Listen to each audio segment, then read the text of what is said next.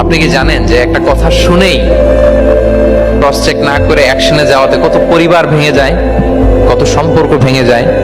আমাদের মধ্যে এই প্রবণতা আছে। আপনার ছেলের ব্যাপারে একজন একটা কথা বললো, এসে ছেলের মারপিট, জিজ্ঞেস করেন না এটা। আপনার মেয়ের ব্যাপারে একজন এসে একটা বাজে কথা বলছে, এসেই আপনি মেয়ের সাথে খারাপ আচরণ।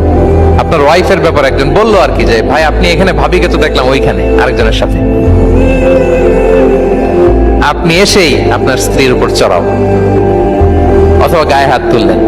তো হতে পারে যে ওই ভদ্রলোক অন্য কোনো মহিলাকে দেখেছে যে দেখতে আপনার স্ত্রীর মতো, এরকম হতে পারে কি পারে না বলেন? তো এই যে আপনি ক্রস চেক না করে, ভেরিফাই না করে যে অ্যাকশনে গেলেন, এতে সমস্যা হবে না সমাজে? পরিবার ভাঙে, সমাজে সম্পর্ক নষ্ট হয়, কলহ বাঁধে।